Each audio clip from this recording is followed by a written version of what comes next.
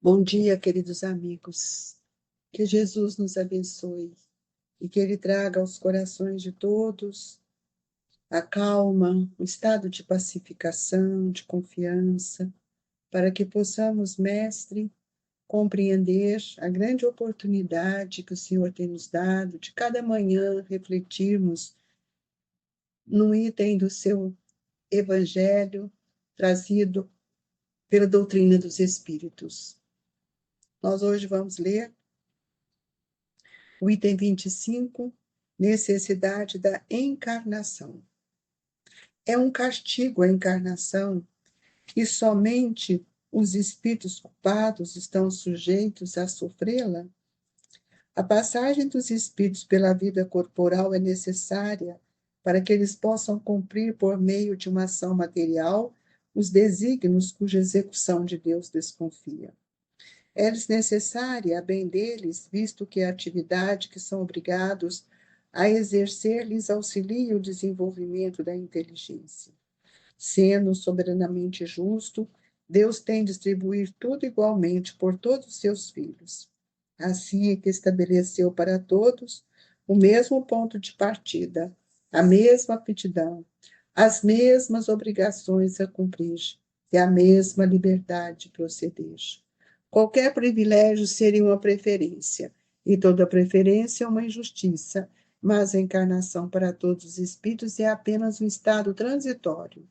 É uma tarefa que Deus me impõe quando inicia a vida, como primeira experiência do uso que farão do livre-arbítrio. Os que desempenham com zelo essa tarefa transpõem rapidamente e menos penosamente os primeiros graus da iniciação e mais cedo gozam do fruto de seus labores.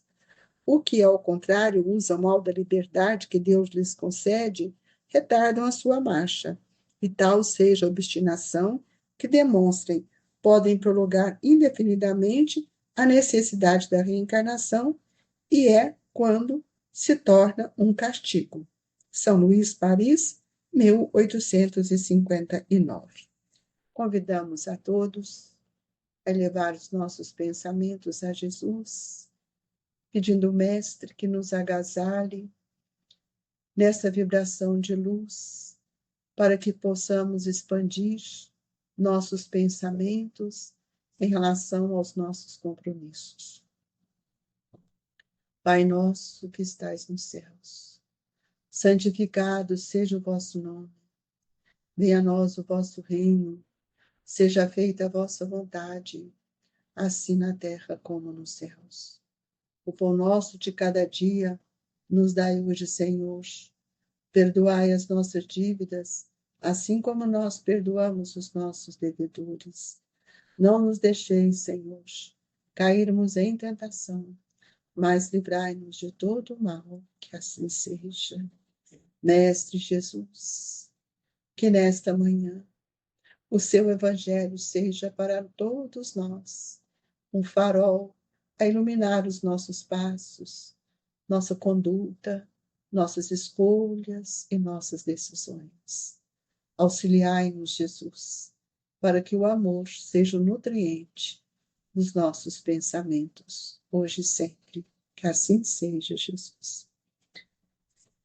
Qual que é a necessidade da encarnação? Essa é a pergunta. É um castigo à encarnação? E somente os espíritos culpados estão sujeitos a sofrê-la? Primeiro, gostaria de dizer-lhes que Deus não castiga. Ninguém é castigado. Na balança divina, o que é para um é para todos. As nossas escolhas, as nossas decisões, nosso livre-arbítrio é que tem impedido que a gente possa crescer, que a gente possa vencer os obstáculos com a dignidade que a doutrina espírita tem nos ensinado. Lembrando a todos que nós, que aqui estamos reencarnados neste momento do planeta Terra, já tivemos, sim, muitas peregrinações pretéritas. Nós temos uma história e um passado que não é um passado tão lindo como nós pensamos, basta que a gente olhe por nós mesmos. como eu me sinto, quais são os sentimentos que carrego, quais são as dificuldades que trago. Então, nós temos que entender que todos nós aproveitamos a reencarnação para fazer aquilo que viemos realizar por meio de um planejamento reencarnatório. André Luiz nos mostra que esse planejamento reencarnatório, tanto ele é feito por nós, mas também ele pode ser, quando realizado por nós, amparado por muitos espíritos, mas também ele pode ser um padrão onde nós não podemos fugir à regra, porque a lei é para todos nós. Então, a passagem dos espíritos pela vida corporal é necessária para que eu possa cumprir, por meio de uma ação material, tudo aquilo que Deus me confiou. E qual é o ponto mais crítico de nossa evolução? Sentimentos e os nossos relacionamentos. Porque nós até hoje não aprendemos a relacionar como espíritos. Nós estamos relacionando como homens. Até o ponto que me interessa, sem compreender que a lei do amor e que me permite voltar junto a esses espíritos é um processo de reeducação, de ressarcimento, onde nós temos que desenvolver a inteligência para que a gente pense se posso, se não posso, se devo. Então, nós temos observado que Deus ele distribui para todos nós as mesmas oportunidades, mesmas de acordo com a nossa condição evolutiva. Ele não tira e nem põe a mais. É preciso que a gente possa pensar que o mesmo ponto de partida de um é do outro. Fomos criados simples e ignorantes, e nós temos que entender que quando todos nós vamos experienciando as oportunidades que Deus nos deu, nós também vamos desenvolvendo determinadas aptidões, determinadas habilidades, e vamos também reconhecendo as nossas obrigações. E nós não podemos reclamar de forma alguma, ou quiser dizer para nós que nós não compreendemos essa condição, que nós estamos mergulhados neste hausto divino que é o planeta Terra, com sentimentos que cada um de nós temos diferente. Então, nós podemos perceber que na evolução de cada um de nós não tem preferência. Deus é Pai de amor, Deus é Pai de justiça, Deus é Pai misericordioso e Ele conhece perfeitamente quem somos. Que livre-arbítrio é o meu que não atua para o meu crescimento? E nós hoje percebemos que existem muitas pessoas que ainda acreditam que a gente pode adiar, que o outro pode escolher. Então, a primeira experiência que nós temos é observar as nossas escolhas, as nossas decisões. E tem muita gente que decide só pelo livre-arbítrio, não pela vontade. Não tem coerência entre o meu pensamento, o que eu penso, o que a lei me permite. Então, os que desempenham com zelo essa tarefa, ele vai avançando. Nós olhamos, por exemplo, para um espírito como Eurípides Barçanufo, que teve tantas reencarnações. Na entrega total do amor ao Cristo, passando como mártir de quase todas as suas reencarnações, eu pergunto, por que ele fez isso? Por amor? Por compreensão do estado de evolução. Jesus, que é o Espírito que hoje nós falamos ser o modelo e guia para todos nós, o modelo de amor, ele também passou por essas escalas, ele não foi criado privilegiado. A escala evolutiva é para todos nós. Então, eu preciso desenvolver a minha reencarnação com maior cuidado.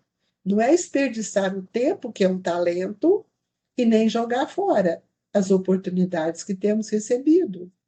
Nós assumimos compromissos divinos de relacionar com determinados espíritos para que nós pudéssemos ressarcir as manchas, os pontos escuros do passado.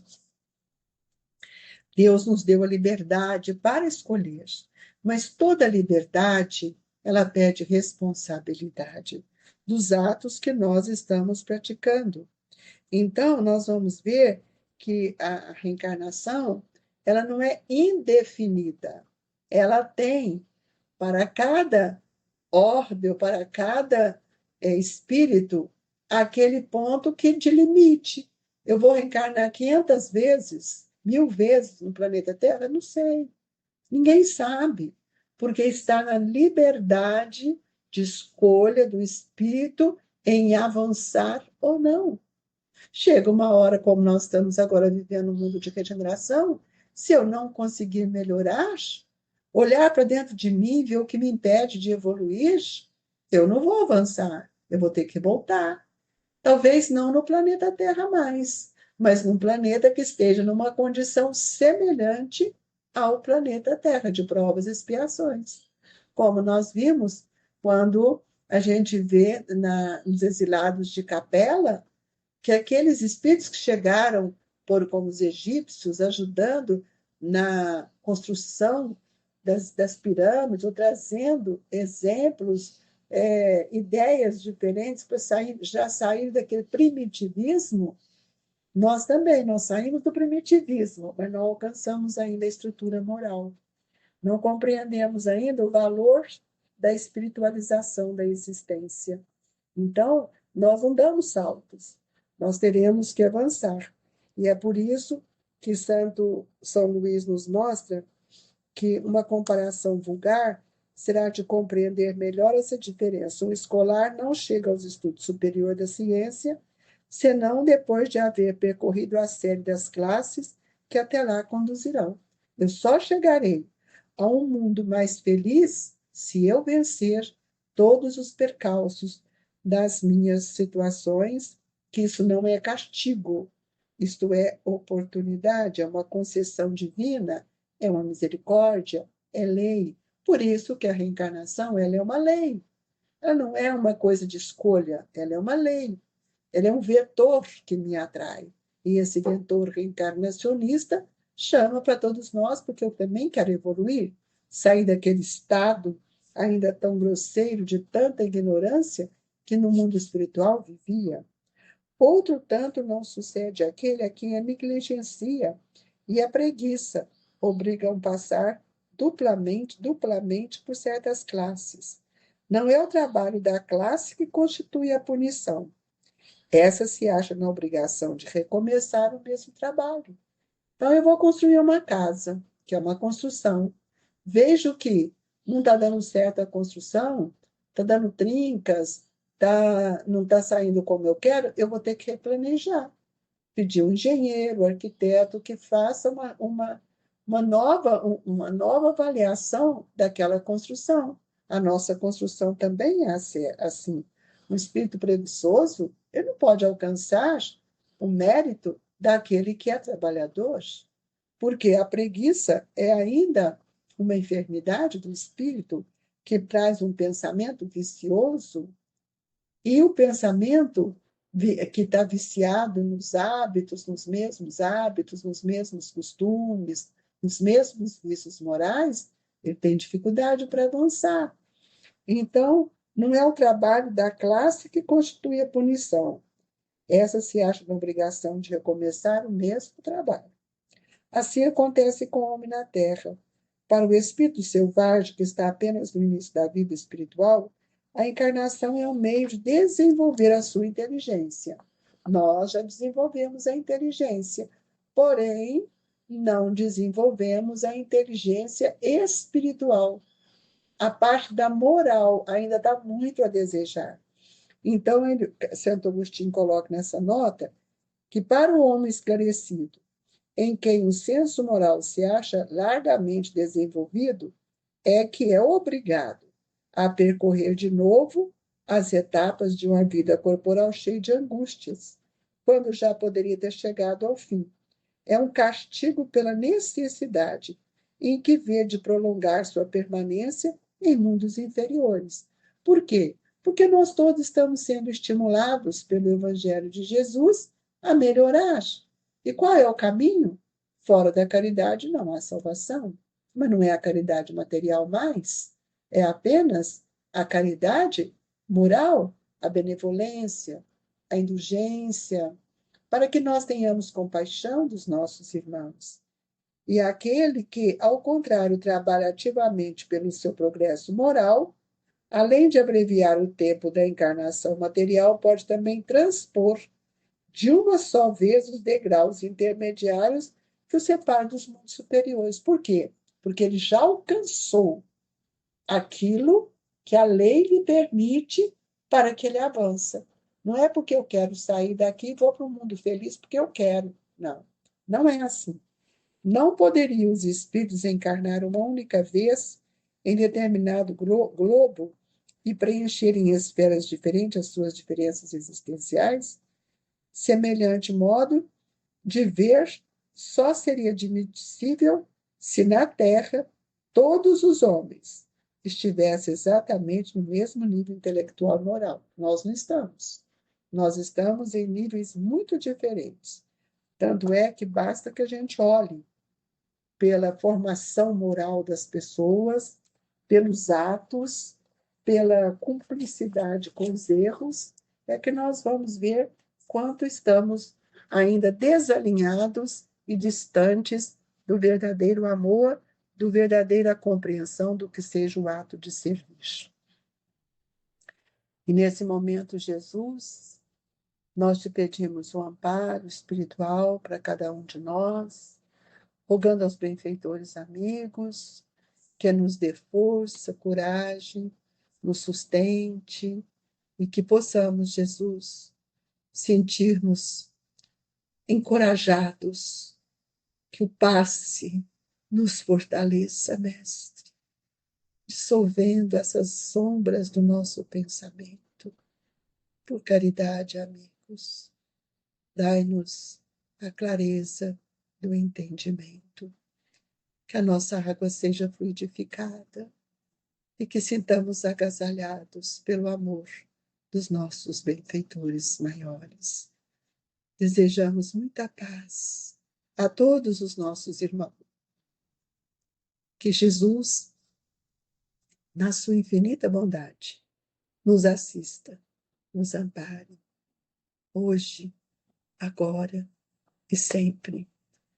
Que o Grupo Espírita Esperança e Caridade, Colégio Allan Kardec, leve ao seu coração as vibrações dessa equipe generosa que, em nome de Eurípedes, tem ajudado a todos nós. Muita paz, muita luz.